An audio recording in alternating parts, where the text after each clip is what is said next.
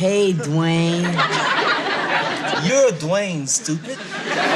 I'm Dwayne, stupid. I'm not going out there alone at night. Don't tell me you're afraid, little brother. All right, Raj, you tell him. He's afraid. Thank you, Raj. Thomas, hey, man, Reba, guess where we're going this Friday night? Wait. We're going to see the Stevie Wonder concert. I whisper sweet things, tell all your friends, they'll come running to me. So I hope you enjoy it. And if you want to thank me, I'll be sitting right here when you get done. Those nurses strap you down to the table and you're unconscious. And when you wake up, you have to look at all those nurses and you know they saw you naked because they're all giggling. Danielle was young, Danielle Spencer. So I was the only one who was a teenager. I said, well, let me try to at least bring some of that swagger and some of that natural reaction. Before teen idols were flooding Instagram and reality stars were booking talk shows just for existing, there was one smooth-talking heartthrob who had the curls, the catchphrases, and the charm to stop your TV dead in its tracks. He wasn't just the boy next door. He was the boy every door wanted. String of these veterans.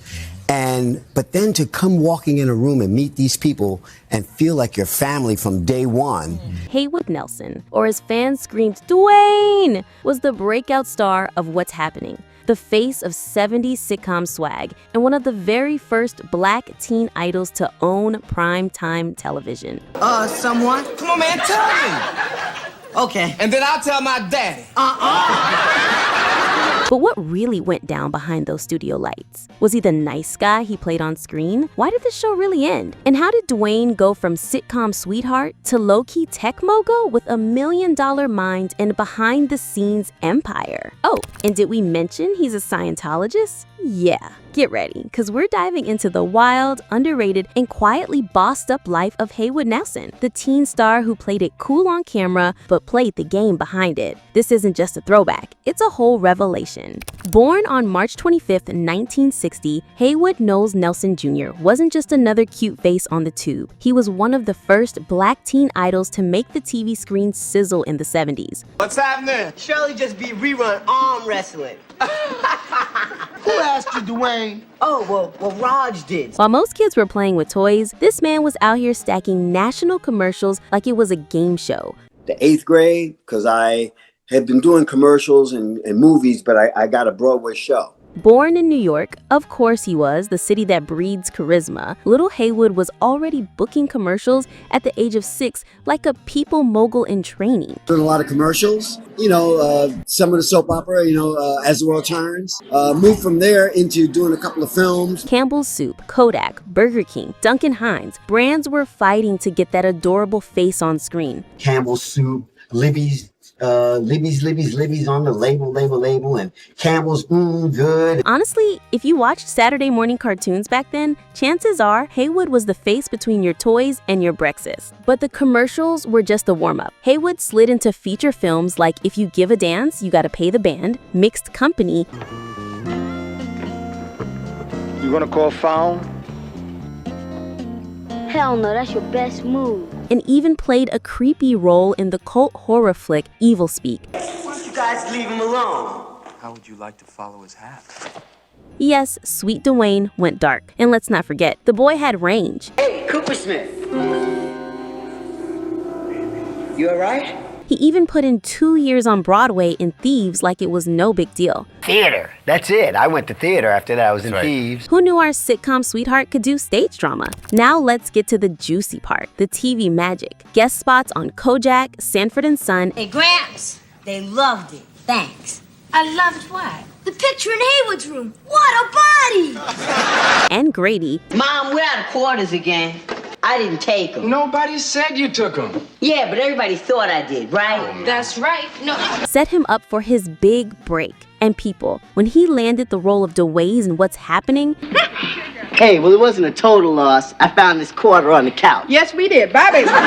it was like the TV gods parted the clouds and said, yes, him. With that megawatt smile and laid-back swagger, Haywood Nelson didn't just act, he melted hearts every Thursday night. He was 16, fine, and suddenly everybody's teenage crush. 15, 16, I just got in there and just did what I do. And they called me the next day and I had only been home a week. The show, a hit. The fame, Wild. The curls, iconic. And just when folks thought they'd seen the last of Dwayne's smooth charm, next thing you know, he came back for seconds in What's Happening Now from 1985 to 1988, like a stylish boomerang. How much is your toilet water? It's $3.95. Man, we get ours for free. But behind all the sitcom laughs and milkshake moments, drama was bubbling hotter than a diner coffee pot. Let's clear something up right away. Haywood wasn't the one throwing tantrums or tossing scripts. Nope, he was the dependable one, the professional, the one making sure that hey, hey, hey didn't turn into Mayday, Mayday. Hey, hey, hey. Hey, hey, hey. But just because he kept it smooth doesn't mean he wasn't in the middle of the storm. The real pot stirrer, Fred Rerun Barry. Iconic on screen. That's the way it goes. It didn't have to go that way, Raj, if it wasn't for your mother. She's ruining our lives. But off-screen, phew, he had producers reaching for antacids. Fred wanted that coin, and when those checks didn't match the show's ratings, he said strike. I had a couple of problems. Money and the writing. The writing was really horrible. It stunk. And guess who backed him up? Haywood Nelson. That's right, Dwayne may have been soft-spoken on TV, but in real life, he wasn't afraid to stand with the crew when it came to that money. Solidarity, people. The standoff got so messy, it practically shut the show down. During season 3, things got so tense that episodes had to be reshuffled, and at one point, Haywood was carrying entire storylines by himself. The show was called What's Happening, but behind the scenes, it was more like, what the hell is going on?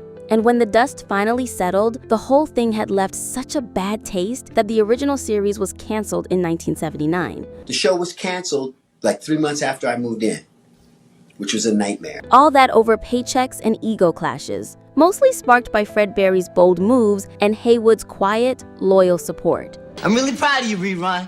You got great willpower. I mean, I know how hard it must be to pass up chocolate pudding cake. Still, through it all, Haywood was the rock. Never cost scenes, never pulled diva moves, and he was the only cast member to appear in every single episode. Let that sink in. While others were boycotting or getting booted, Haywood was clocked in and holding it down like a true pro. And just when he thought he'd return to real life with a pencil and blueprint, he was studying architectural design and electronics engineering, by the way. Brainy and beautiful. I early on was a tech cat. Went to school for electrical engineering, architecture. So I was always kind of into that. I was always I drew. Hollywood called him back for What's Happening Now. See, when a person dies, they put a lot of makeup on them. Well, what do they put on ugly people? Red beret? Not only did he reprise his role, but this time, he was calling shots behind the scenes as technical director. Dwayne was out here directing lighting cues and still looking like he drank from the fountain of youth. Multitasking much? .coms have led me up till today where I now still do my acting, but I work technically. I do lighting. Yeah. But wait, there's more. He didn't just disappear. Haywood kept sprinkling appearances into the culture. A Broadway turn at Lincoln Center? Check. Popping up in the cult comedy Dickie Roberts? Check. Most of us have nothing to lose, so we'll put your butt on the 5 o'clock news. A cameo on The Parkers? You know it. Hey, hey, hey. Yeah. And just when you thought you had him figured out, boom, enter Scientology. Yep, the Church of Tom Cruise, people. So while he might have dipped from the public eye, he's clearly still got beliefs and the community he vibes with. Now, let's talk coins, people, because when it comes to Haywood Nelson, the curls weren't the only thing that had bounce. Here's the buzz. Mr. Hey Hey Hey himself is sitting on a net worth that's estimated somewhere between $500,000 to $1 million. Now, is he out here yacht hopping in St. Tropez? Maybe not. But for a guy who started booking commercials before he hit double digits and held it down in Hollywood for over 4 decades, that's nothing to side-eye. But let's not forget, Haywood wasn't just smiling for the camera. He was behind it, working as a lighting technician, cameraman, technical director, and even CEO of his own company. I hired him into my internet company in the 90s.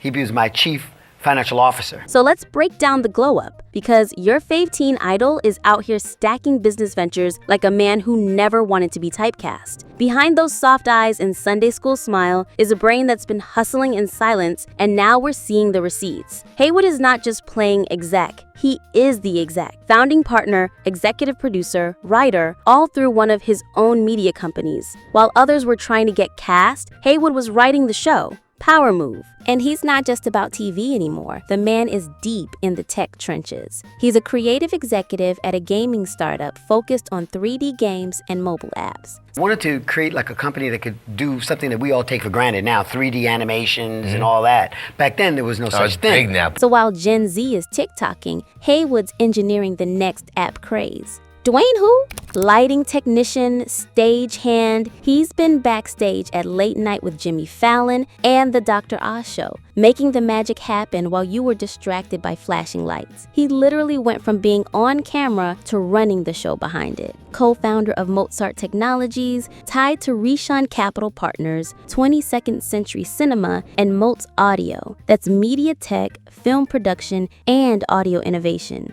The man has more LLCs than your favorite entrepreneur on Instagram. And the best part? All this brainy ambition comes with receipts. He studied architectural design, electronics engineering, telecom, and satellite broadcasting. While Hollywood was obsessing over pilot season, Haywood was figuring out how to beam your shows to smart TVs and cash the check for it. That's right. While some folks were chasing clout, Haywood was quietly building generational wealth with a clipboard and a business plan. Quiet bag, grown bag, residual check bag. And honestly, that's the best kind of rich. Moral of the story? Don't sleep on the quiet ones. Haywood Nelson might have started as your sweet sitcom crush, but people, he's now a behind-the-scenes boss, with one foot in Hollywood and the other in Silicon Valley. A legend in the streets, a strategist in the suites. And trust, he's not done yet. From milkshakes to microchips, Haywood Nelson didn't just grow up, he glowed up.